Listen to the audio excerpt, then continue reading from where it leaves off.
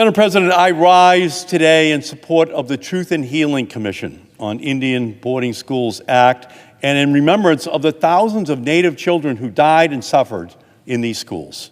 Thousands of children were ripped from their families in the name of assimilation.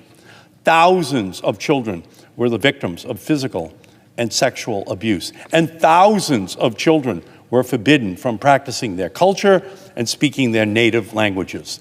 The operation of federal Indian boarding schools by the United States Department of the Interior is one of the darkest chapters of American history, a chapter whose consequences are still being felt deeply by boarding school survivors, their families, and tribal communities. The federal government funded more than 400 Indian boarding schools over the course of 150 years. One of the earliest being the Carlisle Indian Industrial School in Pennsylvania, where Wampanoag children from my own home state of Massachusetts were stolen from their families, sent hundreds of miles away, and subjected to cruel, inhumane assimilation practices.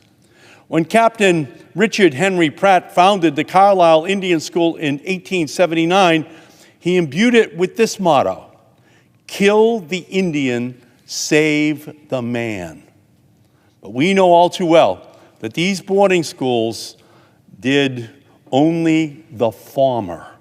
They acted as a violent means of assimilation and an essential tool in the United States government's dispossession of Native peoples' Aboriginal rights, land, and culture. Children as young as 4 years old were subjected to systemic violent abuse.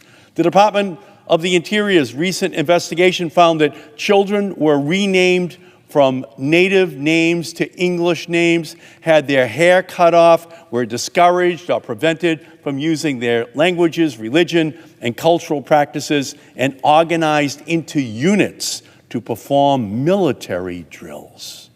The Department of the Interior has since identified marked and unmarked burial sites at 53 schools. And this is just the tip of the tragic, horrifying, unacceptable iceberg of our history. In a confidential message to Congress, Thomas Jefferson said about Native people that, quote, when they withdraw themselves to the culture of a small piece of land, they will perceive how useless to them are their extensive forests and will be willing to pare them off from time to time. He directed Congress, Thomas Jefferson, to, quote, encourage them to abandon hunting so that the extensive forest necessary in the hunting life will then become useless. What was once a plot to take native land also became the foundation of our nation's century-long legacy of forced assimilation, displacement, and ultimately attempted eradication of native language and culture and the people themselves. We have not simply a moral responsibility, but a legal obligation to the welfare of tribes across the country to uphold treaty rights and to recognize the dark history of our own country. And this obligation cannot be met without securing truth, justice, and healing for every Native person, family, and tribe affected by these genocidal policies. In Massachusetts, we have seen the healing process in action. After centuries of forced assimilation led to the extinction of the Wampanoag language, members of the Mashpee, Aquinnah, Assonet, and Herring Pond Wampanoag communities came together to widely reintroduce and re-engage with their ancestral language. And today, the Mashpee Wampanoag tribes school serves as a shining example of how Native students can thrive when they are surrounded by their language and their culture and not stripped of it.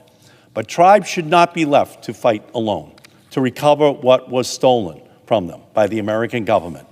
Passing the Truth and Healing Commission on Indian Boarding Schools Act would be an essential step to turn the American government from an historic enemy to a future ally in righting these wrongs.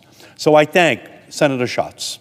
I thank him for his great leadership on these issues and his excellent staff. I thank Senator Murkowski for organizing this floor time, for us to bring attention to this part of American history that we must never forget. And Senator Warren for introducing this important legislation that begins to put us on a path of truth and healing. So with that, Madam President, I yield back the balance of my time.